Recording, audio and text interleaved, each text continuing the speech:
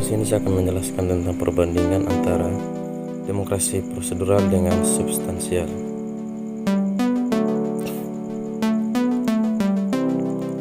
Demokrasi prosedural. Demokrasi ini sendiri terdiri atas konsentrasi bebas, jujur, adil antara partai politik atau calon pemimpin yang mengharuskan adanya partisipasi warga negara untuk memberikan keputusan atas konsentrasi. Sedangkan demokrasi substansial berarti melihat dari demokrasi pada substansinya. Demokrasi ini menggunakan prinsip-prinsip seperti demokrasi kebebasan individu dan pengakuan hak sipil sebagai pelaksanaan demokrasi.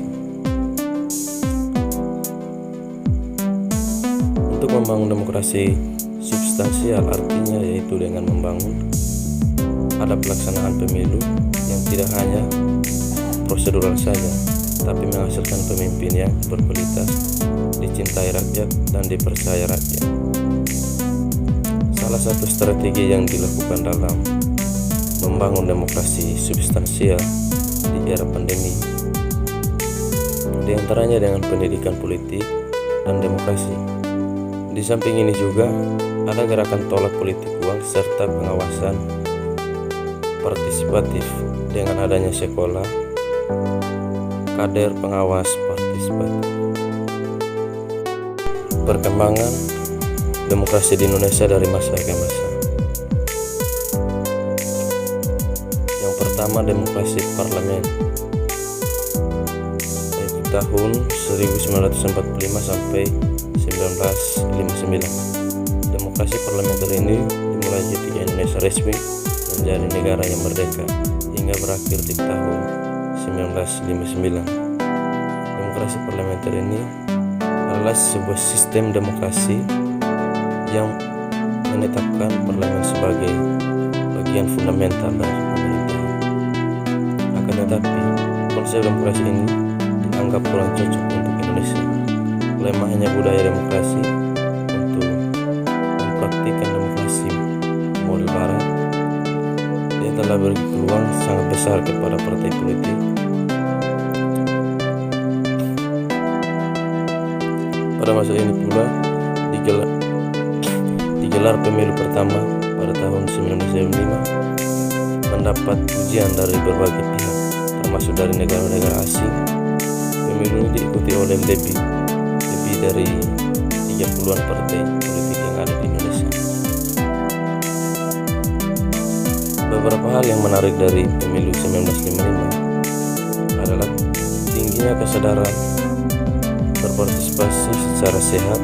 Misalnya meski menjadi calon DPR adalah Perdana Menteri dan Menteri yang sedang memerintah, mereka tidak menggunakan fasilitas negara dan otoriternya kepada pejabat.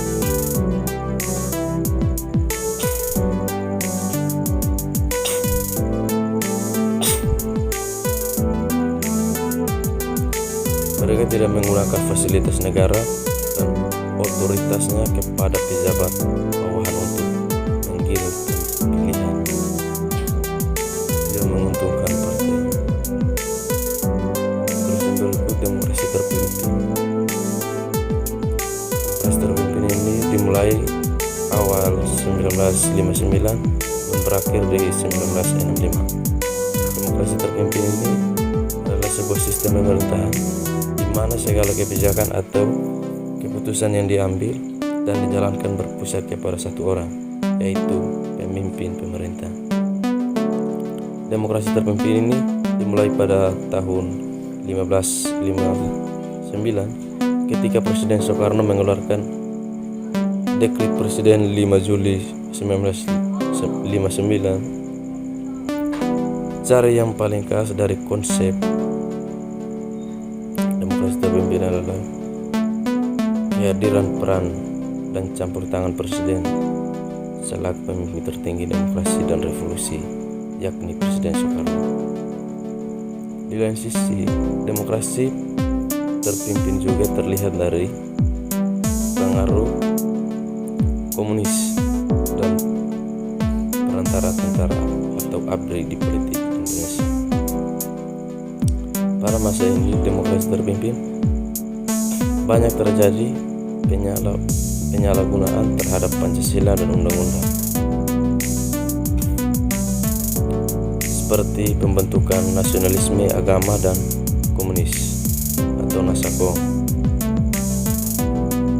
Tahap MPRS nomor 3 tahun 1963 tentang pengangkatan Soekarno sebagai presiden seumur hidup, pembubaran DPR hasil pemilu oleh Presiden Soekarno, pengangkatan Ketua DPRD,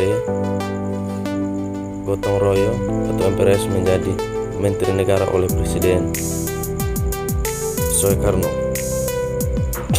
yang bersumber pidato pada tanggal 17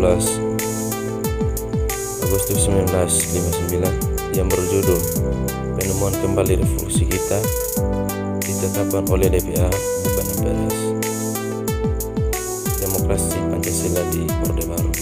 Demokrasi ini dimulai pada awal 1965 dan berakhir pada tahun 1998. Setelah peristiwa G20 SPKI terjadi di tahun 1965, terjadi pergantian pemimpin dari Soekarno menuju Soeharto. Era Orde Baru ini juga dikenal dengan istilah demokrasi Pancasila, yang menjadikan Pancasila sebagai landasan demokrasi. Akan tetapi, rejim yang berkuasa selama 30 tahun juga dihantui dengan beberapa penyimpangan seperti penyelenggaraan pemilu yang tidak jujur dan tidak adil, penegakan kebebasan berpolitikan bagi pegawai negeri sipil atau PNS, kekuasaan kehakiman yudikatif yang tidak mandiri karena para hakim adalah anggota PNS dan parlemen kehakiman, kurangnya jaminan kebebasan mengumumkan pendapat, yang berikut sistem kepartian yang otonom dan berhasil, maraknya praktik korupsi dan nepotisme atau KKN.